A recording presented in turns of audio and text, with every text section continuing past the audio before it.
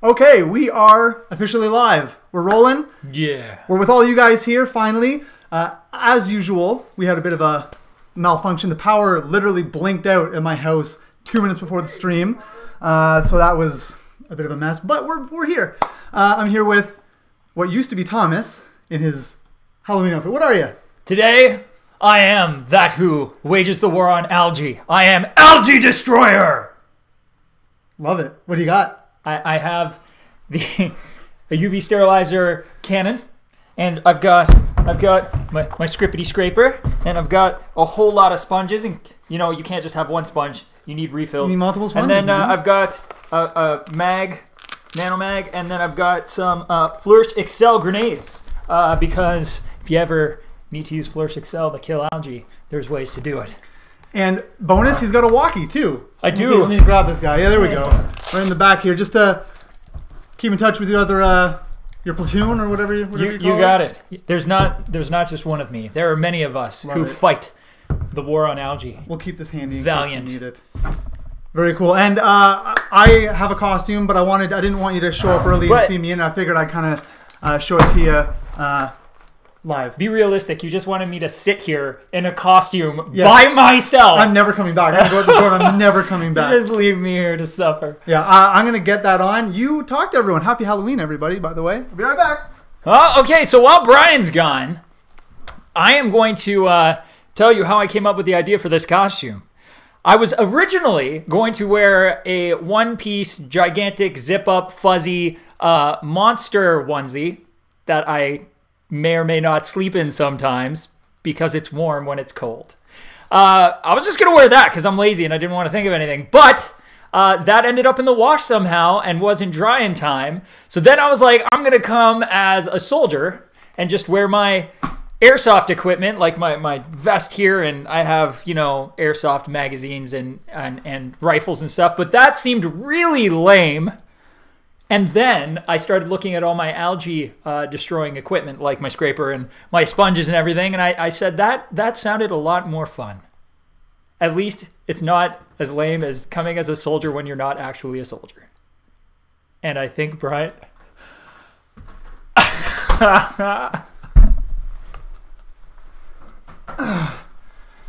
There we go. Now, take one guess. What am I?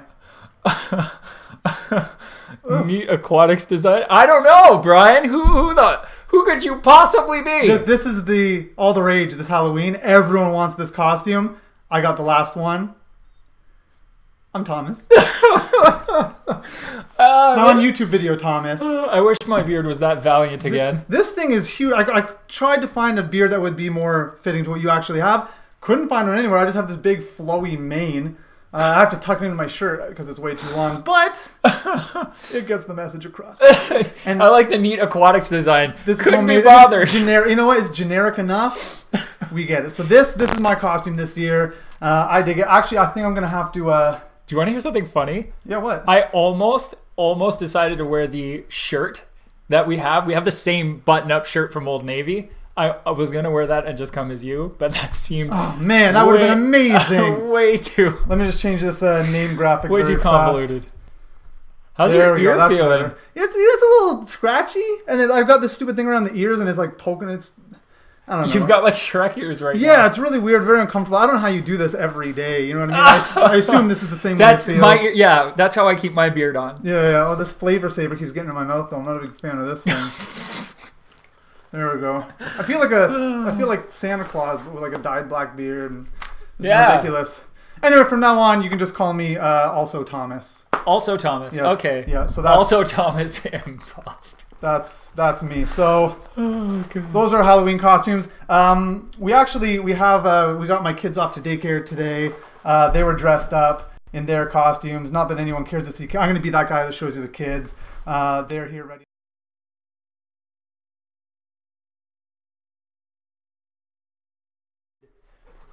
Yeah, so he was Batman. We also have another photo here.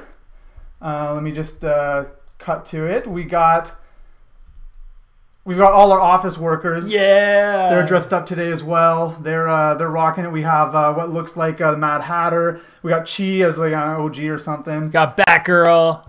Yeah, we got a lot of people in the spirit at our head office, so that's pretty cool. That's awesome. Freddy Krueger, yeah. So everyone's in the spirit today. I did put a call out on social for people to send in photos of your costumes for Halloween, and we have a really engaged audience, which is great. So I put out that call, said, "Hey guys, send us your costumes." Guess how many we got, man? 20. 0. What? We got none. None of you sent us your costume ideas or your inspiration for costume ideas. That just means they don't get featured on the channel today. Yeah, no. So no features. Just my kids. Maybe they're just a really shy bunch. Yeah, I think so, probably. But that's okay. We're here in costume. We got a little bucket of goodies. Yes, which I am shamelessly digging into as we speak. Yeah. I'm not gonna lie. I'm 2 in already. Yeah. And it's not gonna stop. I'm gonna try. I don't know if I can eat with this beard. I'm gonna give it a shot. But with all that said, let's get right to the questions for this Q&A. It is a Q&A after all. So yes, I almost forgot. Let's get to some Q's. Not just the Thomas and Brian show. Jeez. But also good. Yeah. Okay. Let's see here. What do you guys have for me today? Everyone always talks about evaporation affecting salinity in a saltwater system, but salt creep is rarely mentioned. How does it affect salinity and how to combat it? So, okay. Salt creep usually happens over such a long period of time in comparison to evaporation that it's not going to have a dramatic effect on the system unless you literally never do any kind of water changes or never test your salinity. I think it would take much longer than people realize for that salt creep to start adding up. And really, the salt's coming out during evaporation.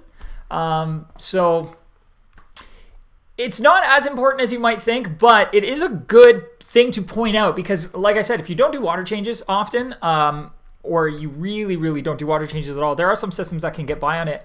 You should at least be testing your salinity every 2 to 3 weeks just to make sure it's on point because of things like salt creep. And there are other ways you can lose salt from your system without realizing it. Doing maintenance, for instance, on filters and dumping that salt water down the drain, even though it's a small amount of it in a reactor, it will affect the system over time, especially if it's a nano tank rather than a really big system. That's actually a really good thing to point out, and I'm glad you did. So although it may not be as critical as topping up from evaporation, which affects salinity much faster, I think it is something that everybody with a reef or a saltwater tank should pay attention to, especially if you have a reef. Fish seem to be less finicky with salinity changes.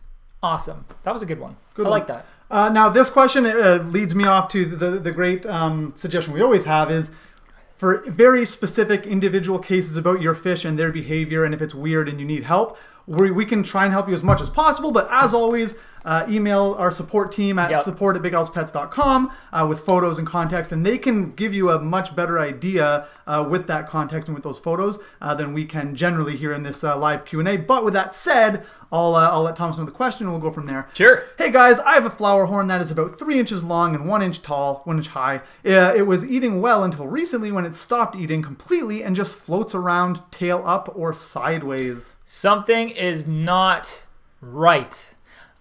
Usually when fish are floating irregularly or unable to keep themselves even keeled and, on a level playing field in the aquarium so that they're completely horizontal the way they normally would be, or in whatever position that fish normally swims in, it generally has to do with either the stomach expanding with gas or the swim bladder itself having issues. I can't say for certain which it is. We'd need a lot more information like Brian mentioned, so send that into our support team and we will look into it with you and see if we can help you get your Oscar swimming away as supposed to. Yeah, just one little correction to that. I'm Thomas. I'm Thomas. I'm not Brian. I'm Thomas right. Today. You didn't see the name. Sorry, yeah, my bad. Okay. Let me bring this back up to refresh your memory. Sorry. Also Thomas. Also Thomas. I'm sorry, also Thomas. Yes. Next time I'll refer to you as I put in so much work to this costume. You don't respect it. Well, I want to be referred to as Algae Destroyer. All right, fine. Algae Destroyer. Fine. All right. Done. Fair point. Thomas, huge fan, dude. Been watching for a long time, and you helped me begin my aquarium hobby/obsession. Thank you so much. You're welcome. It was my pleasure. Keep on tanking. Bloopers. Pretty good, right? He didn't say Algae Destroyer, so I assume it's at me. It's you. You can take them all this time. You're welcome, Cichlid Keeper. I'm very happy to help. Next up, I have a cloudiness problem. I put in clarification stuff, but it isn't helping. What do you think the issue is? Depending on the color of the cloudiness. So if your cloudiness is like white or gray, when you look at it down the length of the tank is usually the easiest way because you have more depth of water you're looking through rather than through the front panel. That's bacterial, and it's going to take time on its own to kind of clear up. If it is a yellowish color, you can add bacterial additives to the aquarium to help boost it along as well, like Big Al's Biosupport or Cycle or a Seachem. The name of the product, I can't think of it right now. I've got a brain fart in there. It'll come out in a minute. Stability, haha! See? So yeah, you can use that for bacteria. If it's yellowish, it's usually tannins from driftwood. Sometimes you can get some tannin from like thick-rooted plants and stuff, but that doesn't usually happen unless the plants are rotting. So yellowish, carbon will take that out. So you want to run some carbon. And if it is greenish in color, that is an algal bloom. And there are lots of ways to get rid of that. You can, make sure your lights aren't on too long during the day. So usually if you have live plants, I would cap it at around 8 hours. If you have corals, I'd cap it out at 12, like 8 to 12, no more than 12. But if you don't have either of those, nothing photosynthetic, you can leave it so that you only have the lights on when you're home to enjoy your fish. And that will help reduce the amount of algae that shows up in your tank. And you can also use a UV sterilizer for green water. It will work very, very well. That is a slightly pricier option. So one more way you can get rid of it is micron pads. So basically foam pads or felt pads.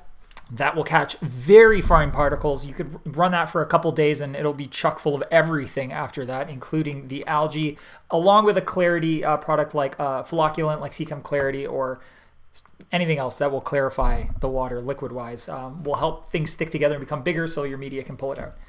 That's how I would deal with those options. We also have a video that we did on 3 steps to crystal clear water, which Brian is going to probably find and link. Yes, I just have to, after the power went out, it kind of messed up all my stuff, so I'll have to do that. But I will do that. In the meantime, is it safe to feed tropical fish goldfish pellets as a complementary food? Goldfish generally have, if I'm not mistaken, their food has a lot of plant-based material in it. So it really depends. If your fish are predatory, I would probably avoid it. If your fish are omnivorous and can deal with a lot of plant matter as well in their diet, or fiber essentially in their diet, then I don't see a issue with that at all. It's geared for goldfish because generally goldfish foods, again, will be high in plant materials, high in fiber, and usually have a ton of carotenoids in them to help bring out red and orange and yellow coloration, since that is the primary pop color of goldfish other than white. So there you go. I concur. Yay! With all of my fish knowledge. When dosing Flourish Excel for blackbeard algae, do you double the amount that the bottle says to use for daily doses, or first time and after a big water change dose? Okay, so if you're going to, and this is my opinion as well as in my own practice, what I've done. If you're going to be using Flourish Excel regularly, I would wait, if you dose it daily, wait 2 days before you do the double dose to try to kill that algae. When you do the double dose, you are doing 1 double dose for the volume of the aquarium. So just one time. You don't want to do it day after day after day. It will become a big problem very quickly. So 1 double dose, 1 day, wait 2 days. You should start seeing the algae change. If it doesn't, wait the rest of a week-long period, 7 days. So if it's been 2 days, wait another 5 days and then double dose again. And then wait 2 days and take a look at it. You don't want to back them up on each other. It will become toxic in the tank if you keep adding it day after day after day. So yeah. Be careful with it, but it should only take the 1 dose the 1 time. I've never had to do it more than once to kill algae. Do low-tech tanks mean only low-light plants? Low-tech tanks realistically, okay, so here's the thing. Everybody kind of has a different take on these generalized terms, and everybody kind of adopts it in their own way. So depending on what website you're on or what person you're talking to, you're going to get a different answer. The most common way I see it being used, which is, again, loose, a low-tech tank is a tank that is going to be low cost, that doesn't use expensive lighting or high output lighting. It's going to use moderate output lighting. It's not going to use injected CO2 at all. And you're going to be basically using very generalized fertilizer. So just like an all-purpose fertilizer, you're not going to go crazy with a fertilizer regimen, because the whole idea is things are going to be simple and basic and low cost. That said, because of those constraints, you have to use plants that are going to fall within kind of that environment you're setting up for them. So you're going to want to use hardy plants that can deal with low light conditions and photosynthesize well without CO2 and high amounts of fertilizer in a system. So yeah, it's kind of both. You're using more cost-effective, low output equipment, no injected CO2, not keeping it complicated. It's very straightforward and basic, and you're keeping plants that complement that so that you have a system that's going to do well without a ton of effort or a ton of money. That's really how I interpret low-tech plant a tank. How do I properly treat plants coming out of someone else's tank to your tank? Haha! We'll talk more about this very soon. Yes, but I do a few things. Whenever I get plants from anybody, I will divide the plants. So if it's like a stem plant, it's just a single stem. It's no big deal. But if you've got like a pot of stem plants and there's multiple, I will actually open everything up, divide it all apart, because it's a lot easier, I find, to inspect it that way. And that way, when you plant it in the tank, you can kind of make it more sparse and it'll grow in together faster. But the point is, you pull it all apart, you comb over it, so you look at each strand, every piece of plant you're putting in very carefully. Make sure you don't see any snails, you don't see any egg masses from snails, or anything else you don't want getting into the tank. And I'll generally give it a quick little dip before it goes into the tank. And I'm not going to tell you what I dip with now, because I'm not revealing the entire episode like this. Not smart. Keep the mystery alive. Yeah. Minimum tank for rainbow fish. Are there smaller versions that don't reach 5 to 6 inches? Yes. So there are dwarf neon rainbows. There are Celebes rainbows. There are threadfin rainbows. There's all kinds of very small rainbows, which is great. So for some of those, a 20-gallon tank would be okay.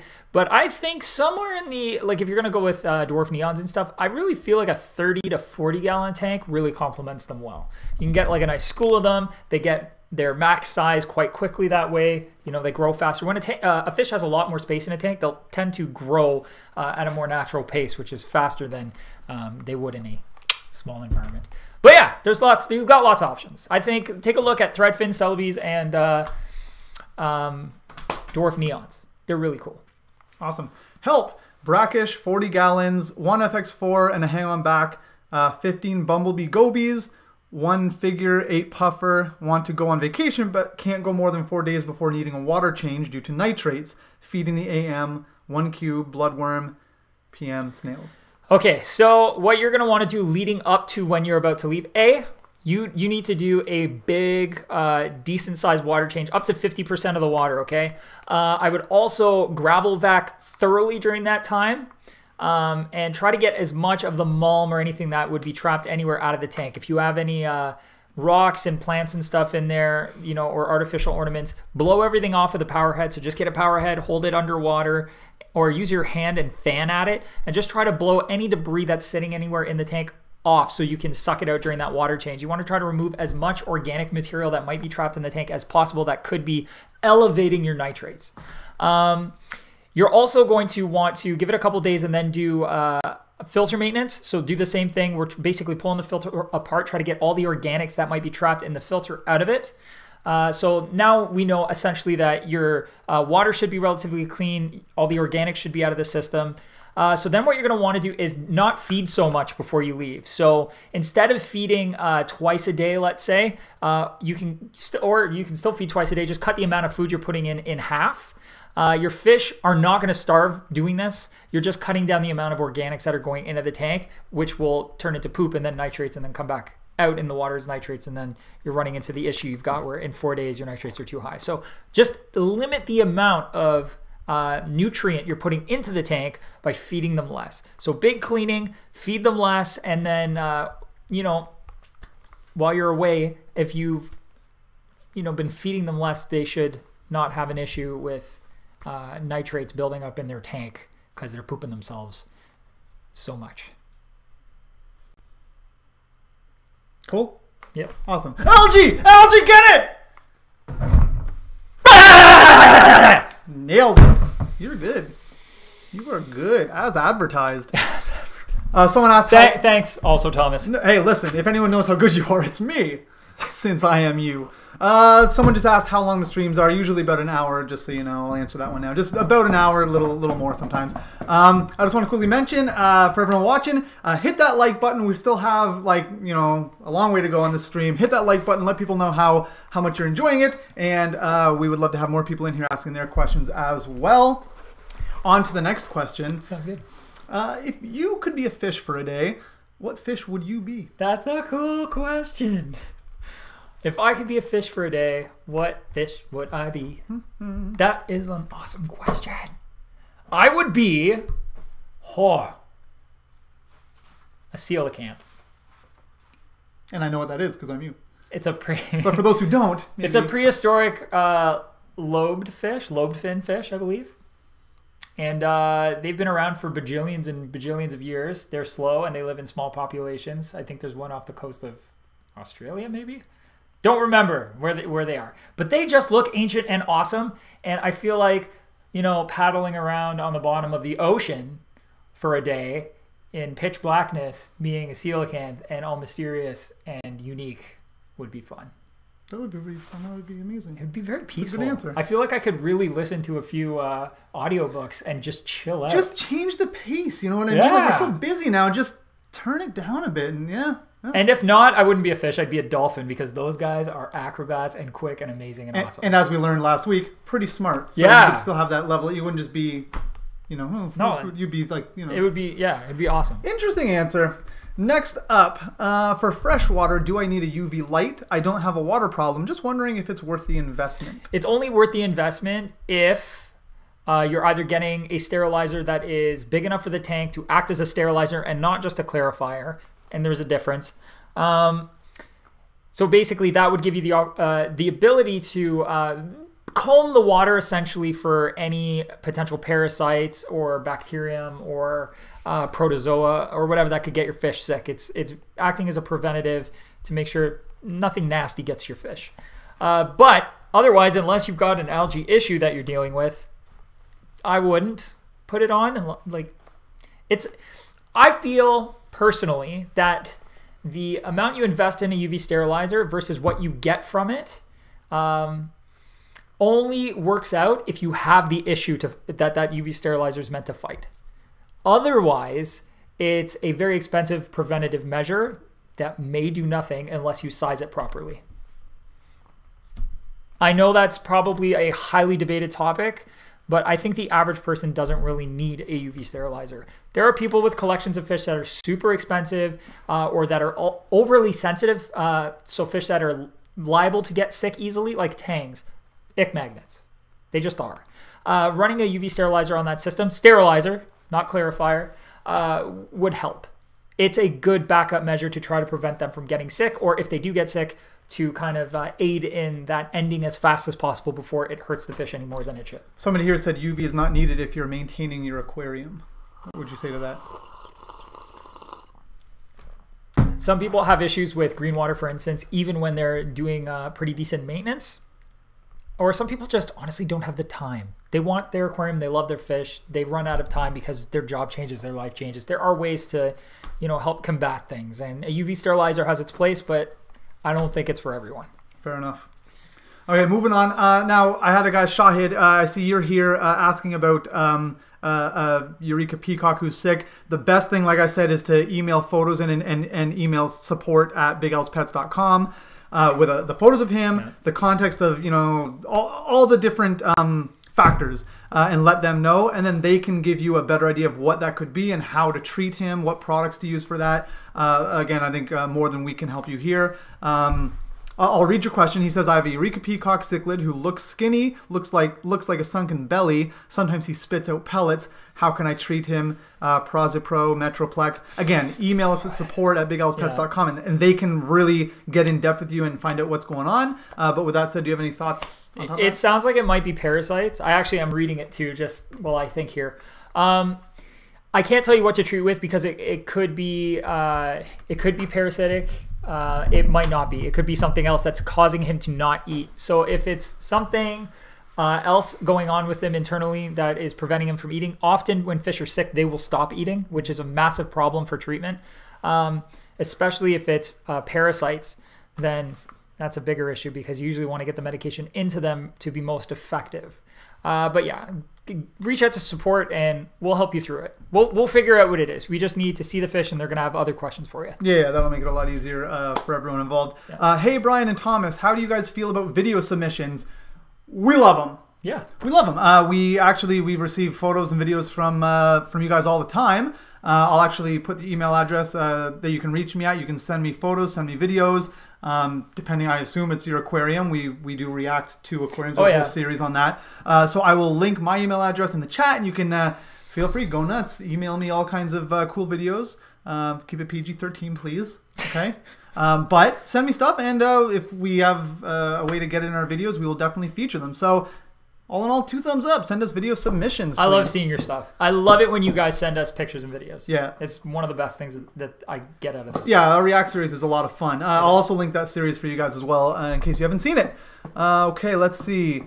Let's find the next question. What are your thoughts on using petrified wood in a hardscape? Will it affect water parameters?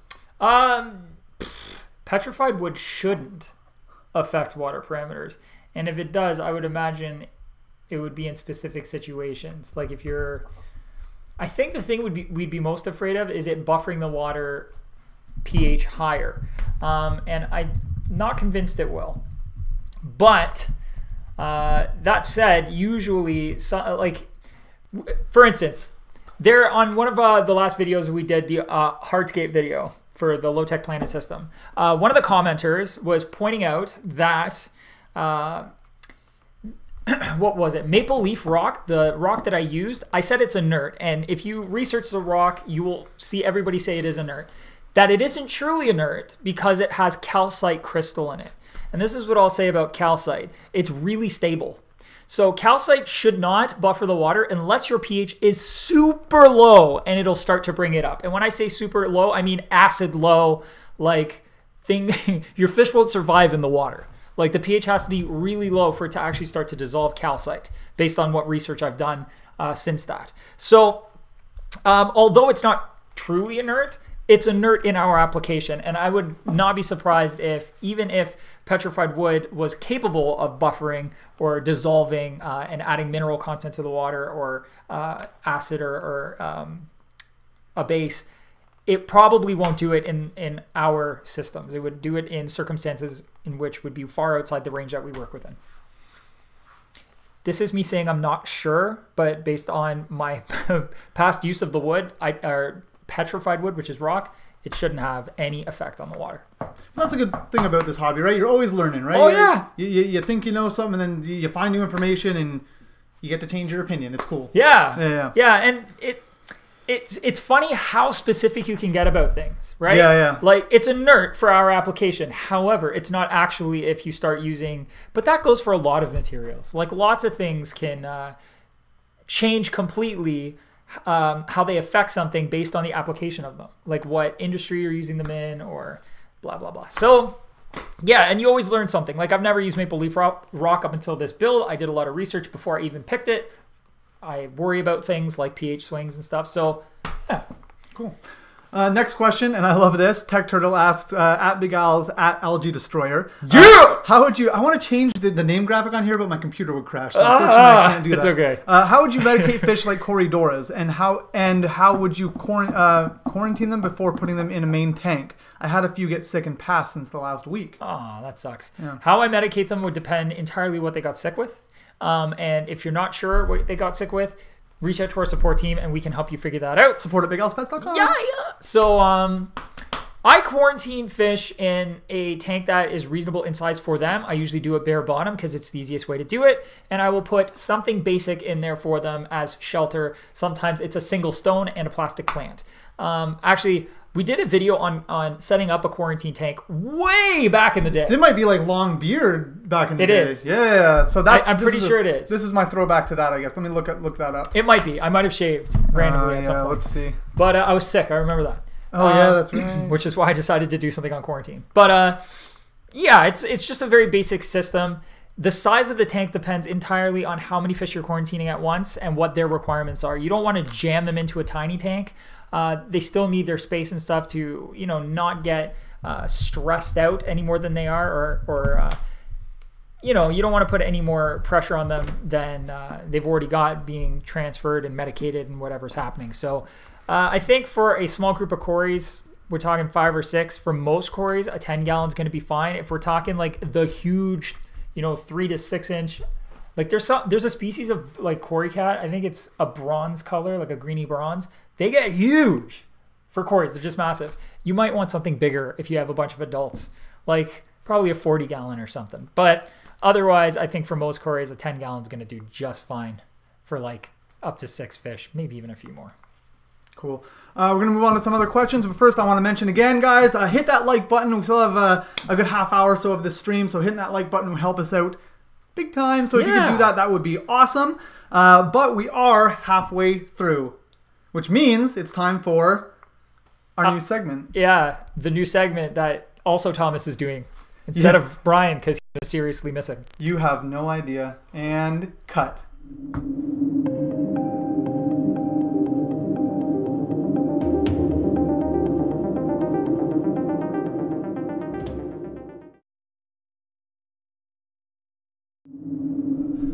Okay, so it is time for our new segment. What did Thomas learn this week? Now, this is a pretty cool. I was just kind of doing some basic learning about the history of aquarium keeping.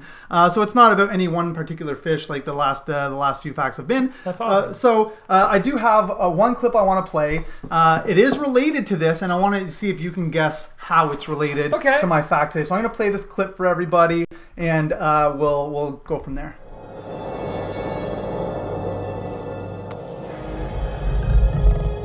Gozer. I thought Gozer was a man. It's whatever it wants to be. Well, whatever it is, it's got to get by us. Gozer the Gozerian? Are you a god? No. Then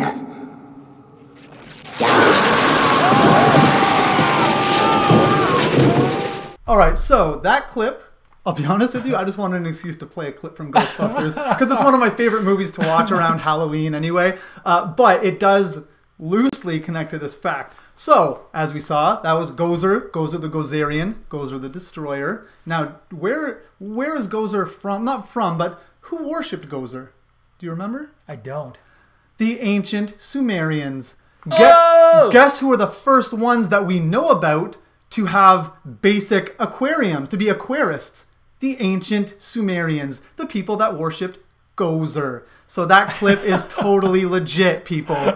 Okay? Brian, it's a stretch. I love it. I love how you connect It is super thin, but I made it happen because I wanted to show that clip because I love that movie. So, the ancient Sumerians, they would, like 4,500 years ago, we have evidence that they kept fish in man-made ponds, essentially, to cultivate them, mostly for eating, not really for pets or observation, but really just to eat them. Still counts. It still counts. They were the first aquarists in that regard to keep fish. And then, moving on from there, you have the Chinese and Japanese up to, I think, like 3,000 years ago, domesticating carp.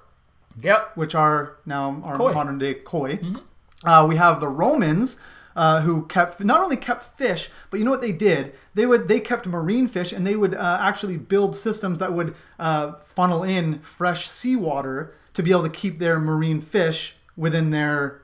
That's how long that's been going on. A lot of places that are coastal, like aquariums that are public aquariums that are coastal, will pump in fresh salt water. So That's what they did. They've been stealing ideas is what they've been doing. Yeah, that was pretty impressive, I thought, for the Romans. That's amazing. And then even in medieval times, they would have they'd have the basic pots and stuff to keep fish to keep fish. But the problem is they didn't really have the knowledge that you had to cycle an aquarium or get water movement for oxygenation. So those mostly ended in disaster. And then around I think it was 1805 is when we first. Well, there was one guy, I forget his name now. Good research. Thomas Warrington, or not Thomas. Might be Thomas. He discovered that you need to oxygenate your water, and it was really cool. I actually there was a drawing in 1856 of an aquarium. Nice.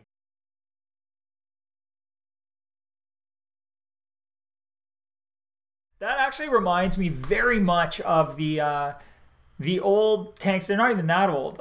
They are basically glass panels on four sides, just like we saw there, and then it's got usually some kind of metal that's connecting all the glass together, kind of like stained glass. And then the bottom of the aquarium was actually slate, so that they could heat the tank for tropical fish by putting a burner, like just an oil burner or a gas burner, underneath the tank and turning that on. Very cool. Yeah. Neat. Yeah, so that is really cool. That's what that reminds me of. There's actually a museum. I can't remember for the life of me where it is, but it has, you know what? It might actually be an aquarium company, like their head office or something, where they have all these. But somebody has a massive collection of incredibly old, ornate aquariums. Anything from tiny little super ornate bowls to these kinds of tanks that we just saw with their fancy legs on them and the metal frames. And it was really cool. I find it fascinating. Yeah, I did too. I thought it was really neat that it goes that far back, 4,500 years. We've been keeping fish in some manner or another, and it was only a couple hundred years ago that we figured out how to keep them and not have them die. So pretty neat. I thought that was pretty cool. So that was my fact this week, that we've been keeping fish for 4,500 years. My hair is. Do you have this problem with your beard? Your hair just falls out randomly all over you? Sometimes. Oh, beards are annoying. Anyway, that's why every once in a while I end up shaving. Yeah, I might have to do. I think I'll do that after the next question. I'll disappear and shave and come back, because this is irritating. I can't even eat candy because your ears are like this. That's why it's irritating. It's really starting to hurt. Good one. All right, next up, another question. Let's move on to the questions. That was a very fast fact. We'll move on to the questions. What's the biggest tank you would use sponge filters as the sole method of filtration? Man, I don't ever really use sponge filters as a sole method of filtration, because we have so many other, in my opinion, better options these days. I would only use sponge filters on aquariums that I'm going to be doing water changes on often. Very often, like weekly or more. Just my opinion. I don't think it comes down to size so much as frequency of maintenance. I've seen big sponge filters on big discus tanks, like 100 gallons plus. So, are there any plecos that can fit into a 10-gallon? I'm not allowed to have a tank bigger than 10 in my apartment, and I really want a pleco. Man, that's a toughie. I think I would probably say a rubber nose pleco. I mean, they stay relatively small for plecos. Bushy nose are probably going to get too big for a 10. Like, realistically, they will. And rubber nose may as well, but they will stay the smallest, the longest, before you're going to need to upgrade your tank, which everybody ends up upgrading. So prepare yourself. Yeah, once you catch the bug, that's it. Algae. Nice. Next up, what tank mates for a rainbow shark? Rainbow shark? Huh. Things that swim fast and stay out of the way. So rainbow sharks, ruby sharks, or red-tailed sharks, they nasty fish. They're pretty aggressive, and they can chase other fish down, especially other bottom dwellers, loaches, stuff like that. They'll also go after anybody swimming around. They can just be very aggressive. Not always, but they've been known to be. So I usually recommend fast-swimming fish that are going to be able to outrun them. And then usually you don't have a problem. Zebra danios, giant danios, stuff like that. Cool. Quick swimmers. Right. What fish are compatible with marble angelfish? Anything that doesn't fit in their mouth, essentially. If you got them young, you can put other tetras and stuff in with them, and they shouldn't go after them. Rasboras. You could do...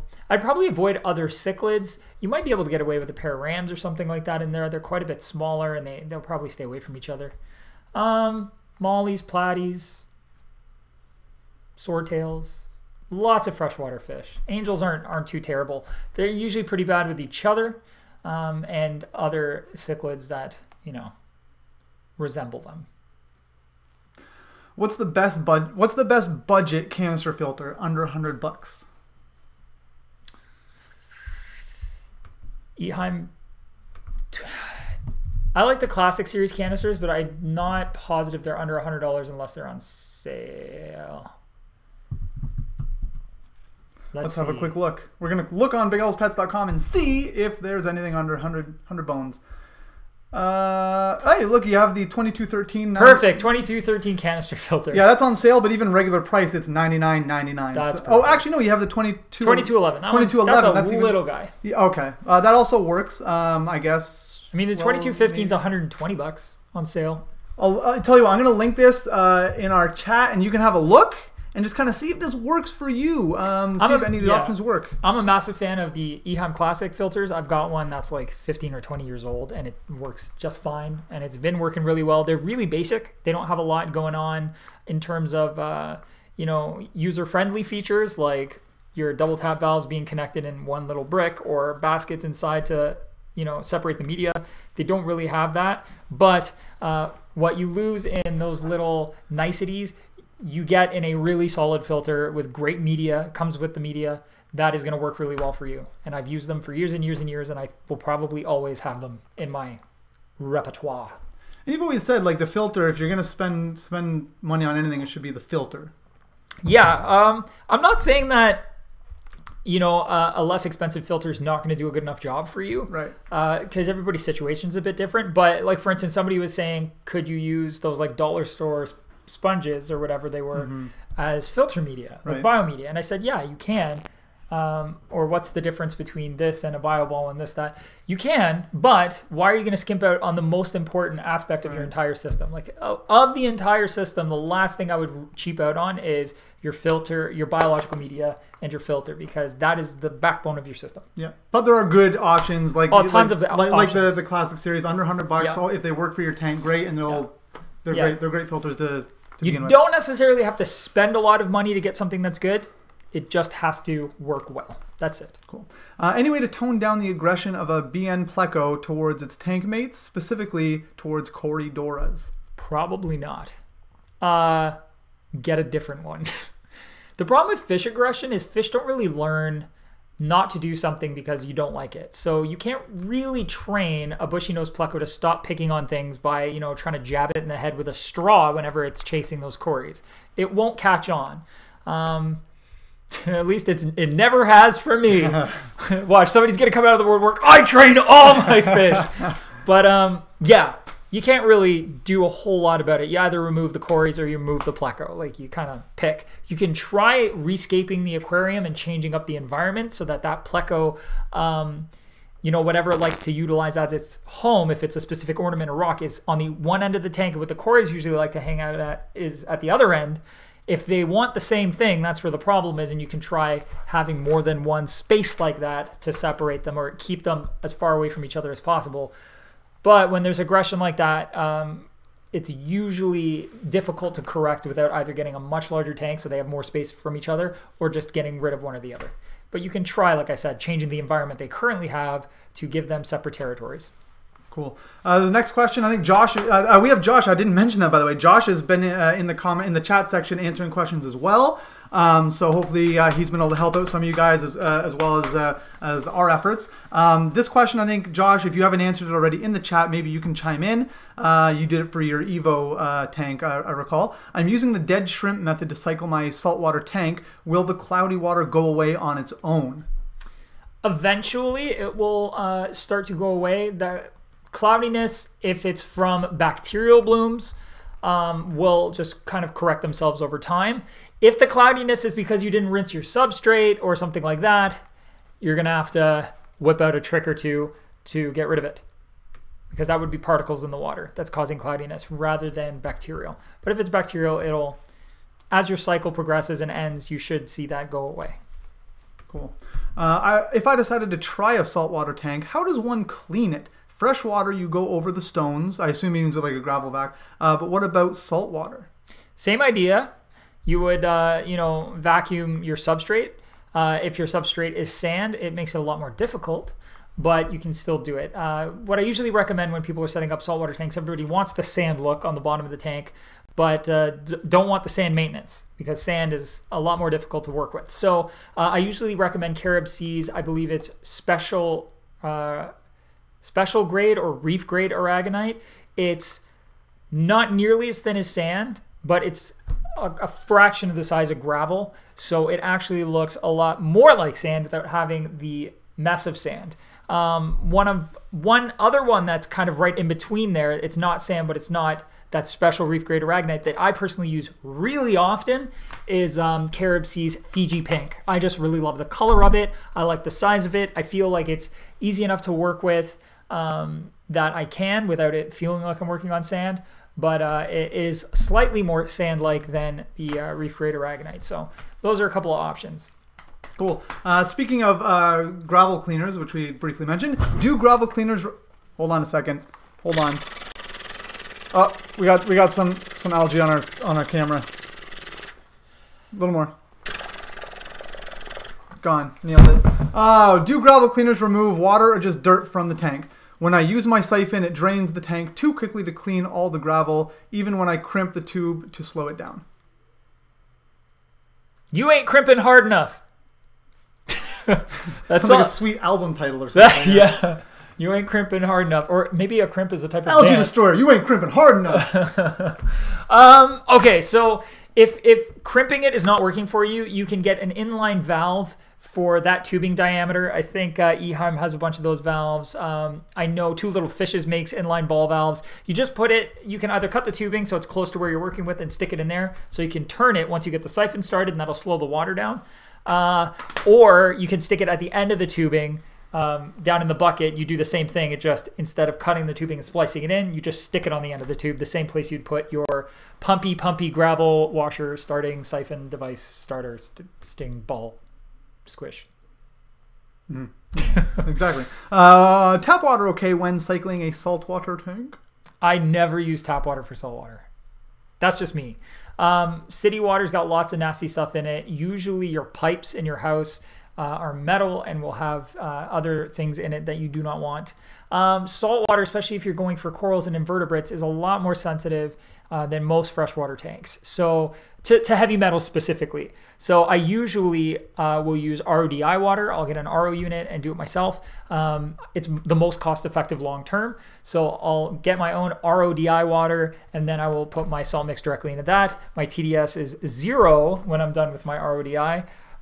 So that means there's no dissolved solids, no metals, no anything extra. And then the only things going in are the exact balance of things that should be going in that are in the salts. So a lot of the marine salts that we will use, whether it's Red Sea Pro Coral salt or Tropic Marin salt or Sea Chem Vibrancy, all of those salts are formulated to have exactly what should be in them if it were, the reef, the saltwater reef in nature. So that's the best way to do it. You avoid a lot of potential algae and other headaches, unexplainable invertebrate death because of tap water. I have a large 1.5 acre pond on my property, you lucky duck, with some badass moss. Nice. If I want that in my tank, what do I need to do it? Or what do I need to do to it? The moss?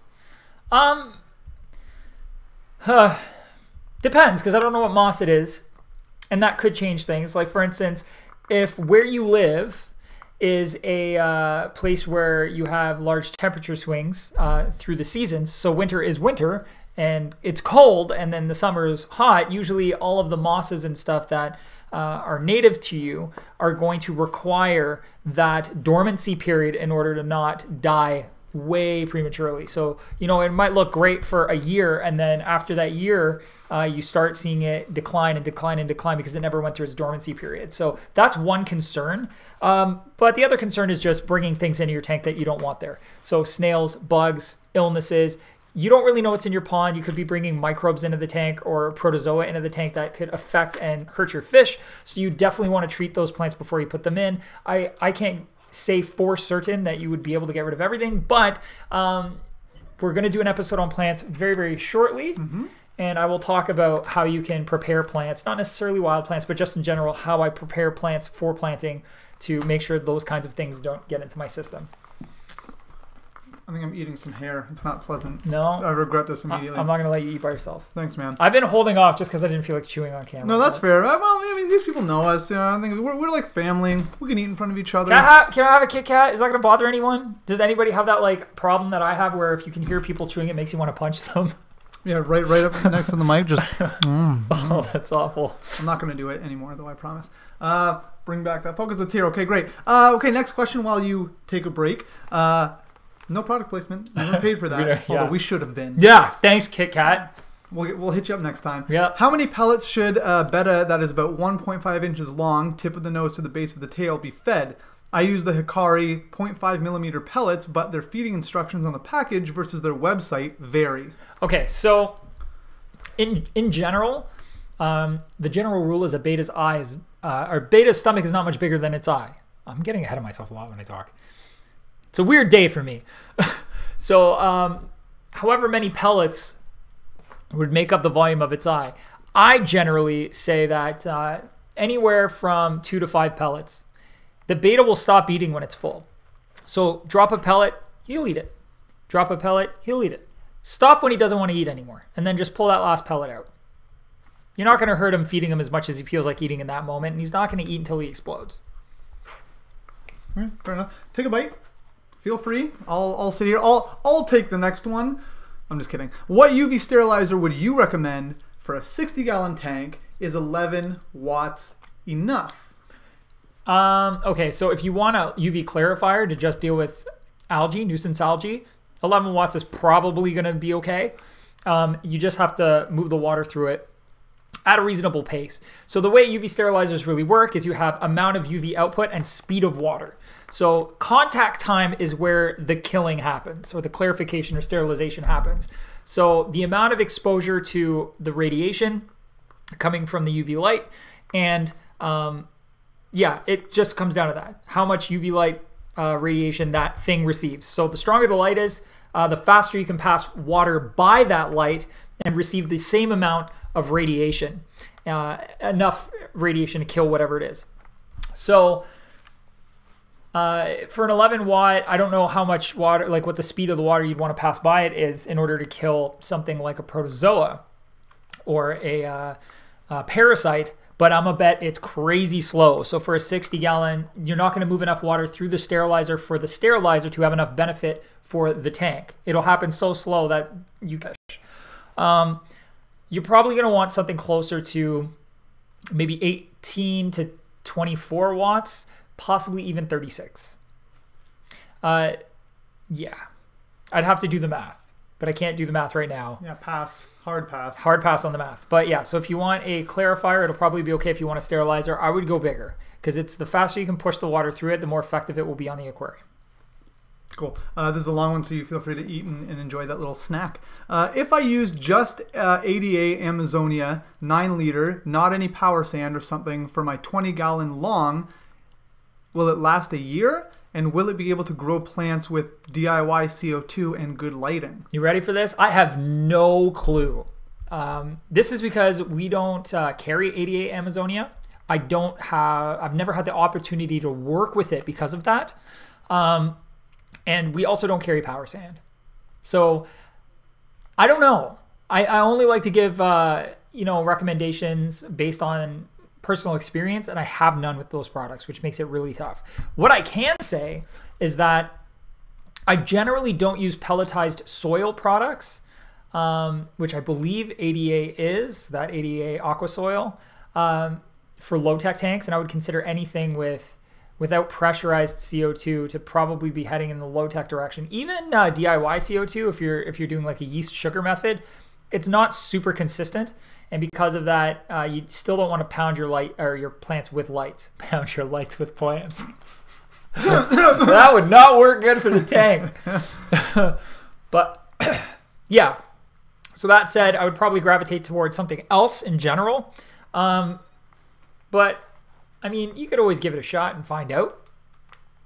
I mean, that's not a cheap shot. I mean, ADA Aquasoil is not super cheap, But it's apparently really good stuff. I can't say anything bad about it because I've only heard good things, but I can't say if it's going to last a year because I have no idea. That's like, give it a shot, and in a year, come back and let us know so we know. Yeah. And we can answer someone else.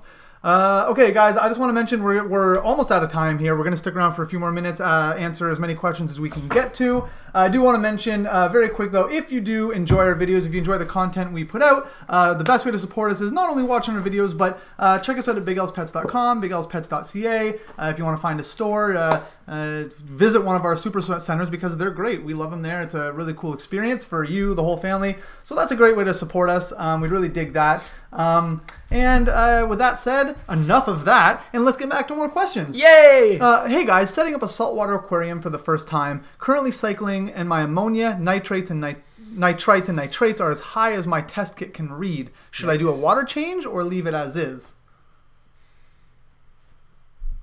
How are you cycling the tank? If you're doing a fishless cycle, there's no corals, there's no fish, there's nothing alive in the tank, and you've thrown ammonia in or you've thrown in food to get that started, I would just let it ride for now and see if that ammonia disappears completely. I mean, if everything is so high, nitrate, and ammonia, that your test kits are just completely capping out, a water change might not be a bad idea. But I'm curious to know how you did that. How you do that? How you do that thing? How you do that? Yeah, how did you do that? I am curious. Hit us up with more deets if you can over the chat, and we will talk about it. Why some freshwater fishes jump out of the tank? Because some fish are topwater fish or midwater swimmers have a natural reflex when startled to jump up. That can be because predators are coming at them usually from below. So in their habitat, there may be bottom-dwelling ambush predators that come at the fish. There could even be midwater predators that are chasing them, and the easiest place to go where that fish might not follow you is up into the air, because that's, you know, a hard place to breathe and chase things when you can't fly. Yeah. Or breathe air. So yeah, so that's usually why they do it. It's because it's like a startle reflex, or their way of dealing with a situation where they believe they're in danger. So they're trying to get away from it, and up is their path. They're not aware they're in a glass box, and they don't know that there isn't water outside of it. So they go carpet surfing thinking everything's cool, and then much to their dismay, they have murdered themselves. And it sucks. Must be a drag. It is a drag. So there's a few ways to combat that. So if you don't want to put an actual top on your tank, like a plastic lid or whatever, there are, Red Sea makes them, DIY, put them together yourself, screen tops that will sit on the edges of rimless tanks and stuff like that, or even just a regular rim tank. So you kind of build them to fit the exact size, and there's various sized kits. And that way they cannot jump out, and your light still gets through just fine because it's clear netting, and you don't have an actual big bulky plastic top up there. That's a good way to keep jumpers in the tank. Cool. How often should you do aquarium water testing? Depends. I think if you want to be diligent, once a week is great. If you want to be diligent but you don't want to do it once a week, once every 2 weeks. Once a month is like my bare minimum recommendation, because a lot can happen over the course of a month with your tank. Test as often as you need to. If you want to keep a regimen, I think once a week or every 2 weeks is fantastic. Otherwise, if you're going to do it like once a month, I would also always recommend testing the second you think anything is wrong with the tank. So if your fish are acting even just a little funny, test the water. You might need to do a water change. Next up, can I mix a catfish with koi and goldfish? What kind of catfish? There are catfish that are cold water that will do just fine.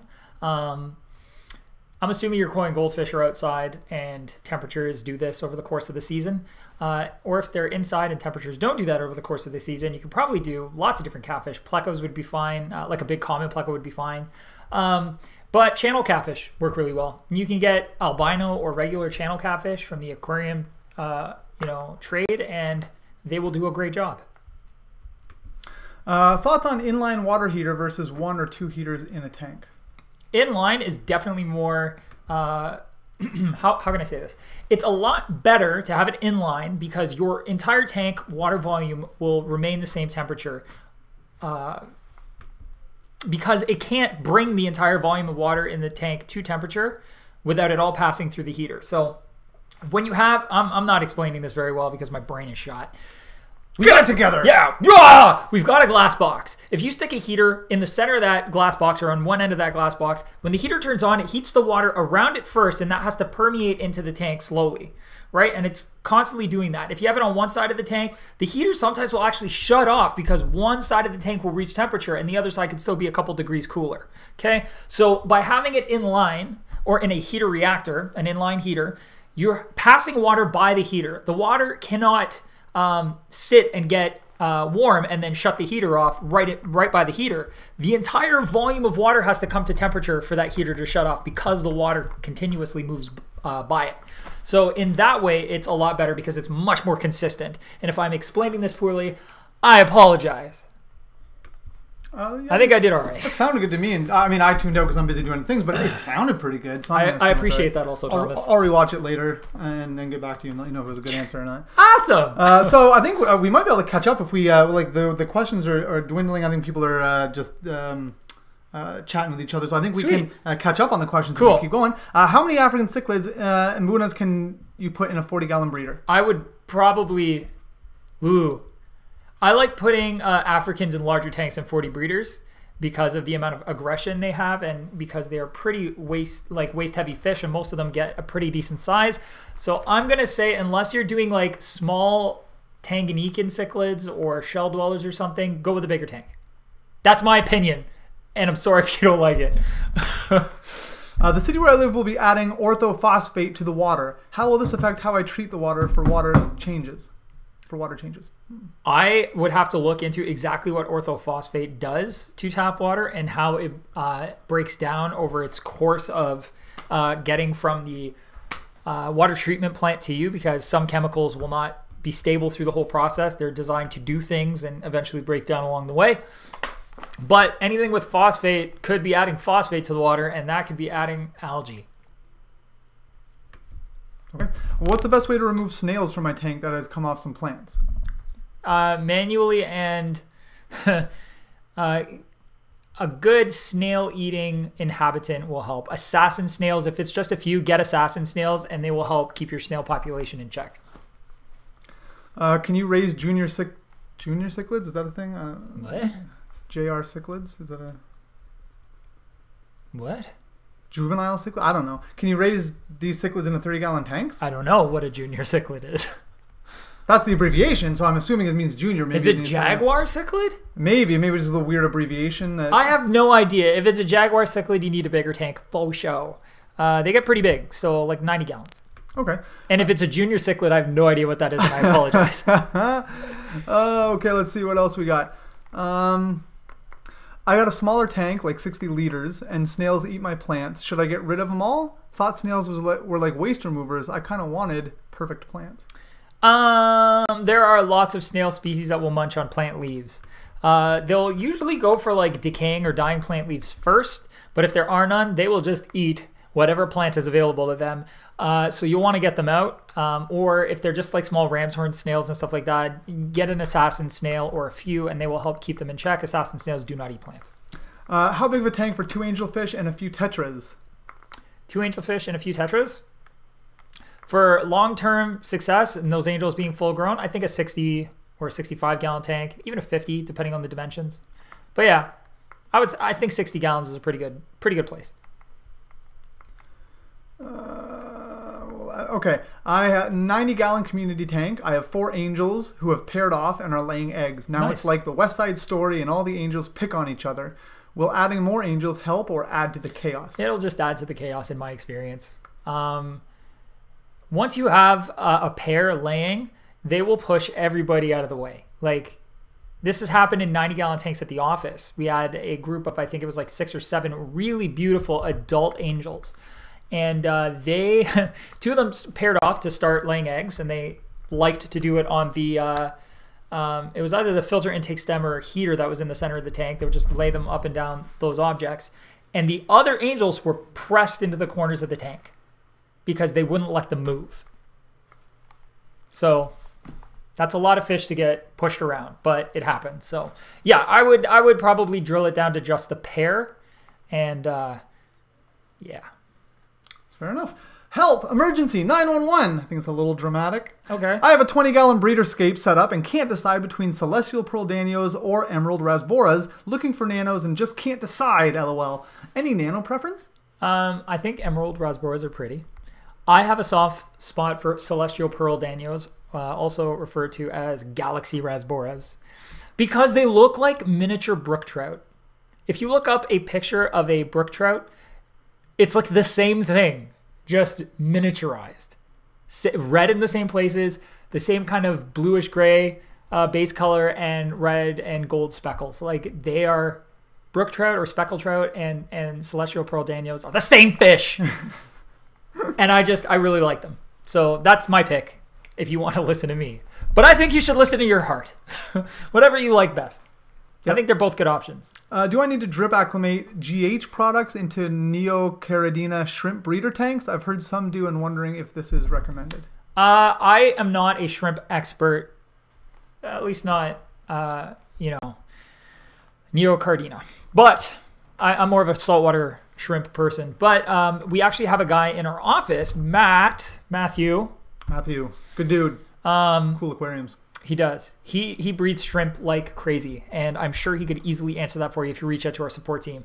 I would suppose that the reason they would drip it in is just to slow down how fast the product works, because shrimp can be a lot more sensitive to water fluctuations that happen quickly. So with that said, the people who do it are probably being diligent, and there have probably... Again, been cases where people didn't drip it in and had negative results because of that, lost some shrimp or whatever. So I always like to play it safe. And if they have a good case for dripping it in, they think there's a really good reason for it and it makes sense to you, then I would just follow that. You're not going to hurt anything by doing it slowly. You might hurt something by doing it fast. I don't know. I just put some moss in a tank and one of my cichlids ate it. Are there fish that I should not have in a tank with moss? Fish that like to eat plants. That's actually like the real answer. Okay. Fish that want to eat plants or graze on plants are going to eat plants. So if you put moss or anything else in with them, there's a good chance they're going to munch on it. How do you keep a higher pH for cichlids when doing water changes? It's 7.2 out of my tap. You have to add a buffer to the water before you add it to the tank. There are lots of cichlid buffers. They will add hardness to the water and usually also help buffer make it more basic or make it more alkaline. Change the basicity of the water or the alkalinity up so that you can hit the pH levels that you are trying to hit and actually have them stay there. If you add just a acid or a base to water without buffering it as well, adding mineral content or removing mineral content, which will influence whether or not the pH can stay at what level you're putting it at, there's a good chance it'll just go back to where it was. So if you have really soft water and you add a whole bunch of pH up, which is adding a base to the water, there's a good chance it's just going to swing back all the way back down to where it was because there is no mineral content to buffer the water. Okay. We are we're over time here. It's 10 after 2 Eastern Standard Time. Okay. Do you want to, now this is where we are in the questions. That's the end of the questions. Let's just lightning round it, okay? Fire them off. Large tank that has small floating green particles on the top of the water. Is that algae? Quite possibly. Could be duckweed. I don't know. Okay. What kind of algae looks like long stringy white hair and how do I get rid of it? It's slimy. It's probably not algae if it's slimy and is long and stringy. It's probably bacterial. If it's on driftwood, that's really, really common. Siphon it out as best you can. It'll eventually stop on its own, or you can take whatever thing that it's on out of the tank and scrub it off under aquarium water and then put it back, and that should help as well. Does water have to flow through biological media in order for it to work? Yes. How do you feel on using coppermine? Coppermine? That says coppermine, but maybe coppermine. I don't know what coppermine is. Coppermine can work really well if you need to treat with a copper-based product for various ailments. Not great for invertebrates or corals. Cool. I have a buffer substrate. I'm just wondering if I can add the water from the tap during the water changes. Yeah, as long as you're not doing a massive amount of water. If you're doing small water changes often, that shouldn't be an issue at all.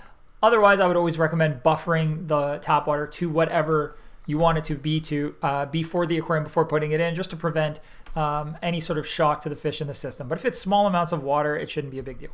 Cool. Best biomedia? Oh, I really like Eheim Substrat Pro. I also really like Marine Pure. I think it's Marine Pure. Biological media and Seachem Matrix and Denitrate. Those are my favorites. Awesome. We did it. Yeah! Yeah, awesome. Yeah! I don't know how we got it going, but it's a... Thomas, we did it.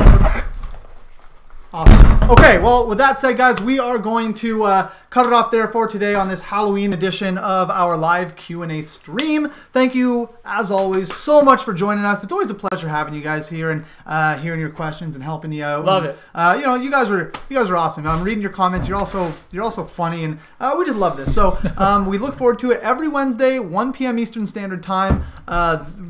Join us here. We're here every week to answer your questions and to generally entertain and annoy you simultaneously. So with that said, happy Halloween. Anything left you want to say, Algae Destroyer? Yeah, everybody have a fun and safe Halloween, and you know, just keep on tanking. Keep on tanking. Gotta keep on tanking. You gotta get your fish some treats. Yeah, if you don't tank, what are you gonna do? What are you gonna keep on doing if not tanking?